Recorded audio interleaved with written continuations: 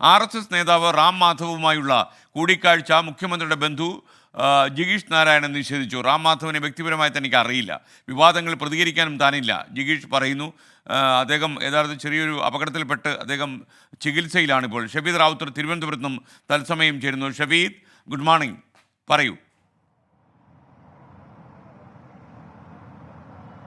SK തിരുവനന്തപുരത്ത് വെച്ച് ADGP MR Ajith Kumar നടത്തിയ കൂടിക്കാഴ്ചയുടെ വിവരങ്ങൾ പുറത്തുവിട്ടപ്പോൾ പ്രതിപക്ഷ നേതാവ് VD സതീശൻ പറഞ്ഞ കാര്യം, അന്ന് ഈ അദ്ദേഹത്തോടൊപ്പം, അതായത് അജിത് കുമാറിനോടൊപ്പം റാമാധവനെ ചെന്ന് കണ്ട ആളുകളുടെ പേര് കേട്ടാൽ കേരളം ഞെട്ടും എന്നുള്ളതായിരുന്നു. അതിൽ ഏറ്റവും പ്രധാനമായും പ്രചരിച്ച ചർച്ചയായ ഒരു പേരായിരുന്നു മുഖ്യമന്ത്രിയുടെ സഹോദരന്റെ ചെറുമകനും കൈരളി TV മാർക്കറ്റിംഗ് മാനേജറുമായ ജിഗീഷ് നാരായണന്റെ പേര്. എന്നാൽ ഒരു തരത്തിലും താൻ അങ്ങനെ ഒരു കൂടിക്കാഴ്ച നടത്തിയിട്ടില്ല എന്നിപ്പോൾ ജിഗീഷ് നാരായണൻ പറയുന്നുണ്ട്.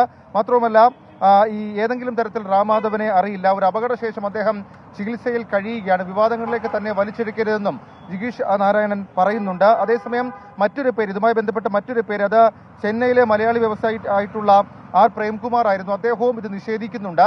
ഏതായാലും നിലവിൽ ഇപ്പോൾ പ്രതിപക്ഷ നേതാവ് VD സതീശൻ വിദേശത്താണ്. അദ്ദേഹം തിരിച്ചെത്തിയ ശേഷം ഇതടക്കമുള്ള കാര്യങ്ങൾ സൂചിപ്പിച്ചുള്ള ചിത്രങ്ങളടക്കം പുറത്തുവിടും എന്നുള്ള കാര്യങ്ങൾ പുറത്തു വരുന്നുണ്ട്. ഏതായാലും ആരാണ് ആ 3 പേർ, അദ്ദേഹം പറഞ്ഞത് 3 പേരെന്നുള്ളതായിരുന്നു. ആരാണ് ആ 3 പേർ? നിലവിൽ ഇപ്പോൾ ഈ ചർച്ച ചെയ്യുന്ന 2 പേർ അക്കാര്യം പൂർണ്ണമായും നിഷേധിച്ചിട്ടുണ്ട്. അപ്പോൾ മറ്റാരെങ്കിലും ആണോ? അക്കാര്യത്തിലെ കൂടുതൽ വിവരങ്ങൾ പ്രതിപക്ഷ നേതാവ് പുറത്തുവിടുമോ എന്നുള്ളതാണ് ആകാംക്ഷ. SK ഷഫീദ് റാവുത്തറാണ് വിവരങ്ങൾ നൽകിയത്. എന്തായാലും ഈ സന്ദർശനത്തിന് പിന്നാലെയുള്ള ആരോപണവും ഒക്കെ കേരള രാഷ്ട്രീയത്തിൽ നീറി പിടിക്കുകയാണെന്ന് വേണമെങ്കിൽ പറയാം.